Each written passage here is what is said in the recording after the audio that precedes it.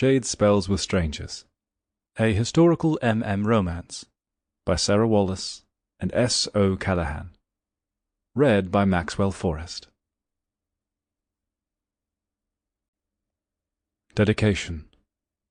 For those searching for magic against all odds, we hope you find it. Content warning. Shade Spells with Strangers is a cozy historical fantasy set in a queer normative world. As such, we hope our readers will find it a soft and light read. But please note that this book will contain some on-page sex scenes and prejudice between human and fae communities. Chapter 1. Silas. Silas Rook-Worth stared up at the large country house. It looked majestic in the setting sunlight. He wasn't surprised by the grandeur. Anyone who commissioned a specialty magically protected furniture piece to be used for a single event had to be grand. His father seemed impressed by the family name when the commission had arrived. Though Silas had little knowledge of prominent families, he knew enough to recognize the wren whistle name.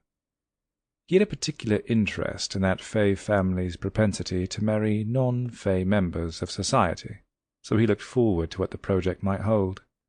Silas and his family were directed to the servants' entrance, and Silas caught a glimpse of a manicured garden filled with wedding decor. The housekeeper met them as they got out of the cart.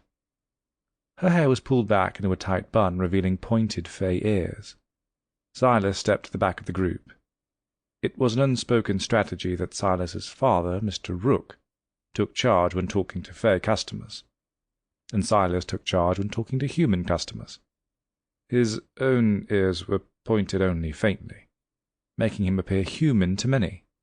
The housekeeper beamed at Mr. Rook, as expected. Fae always seemed to prefer working with other fae, just as humans seemed more inclined to trust other humans. Silas's father introduced each of his children, Bryony, Quince, and then Silas. Mr. Rook prided himself on his children's unique talents, and had raised each of them to assist in the family business in their own way. Bryony and Quince's mother had died when they were both very young. Mr. Rook later married Ruth, a human woman, and they'd had Silas. The entire family had the same dark brown skin and dark hair, though Silas's mother had dark brown eyes and Silas had dark green eyes, compared to his father and siblings' fae green. Silas had always felt the small differences of his dark green eyes and softly pointed ears keenly, especially when the rest of the world seemed to agree that those differences mattered the most. Sample complete. Ready to continue?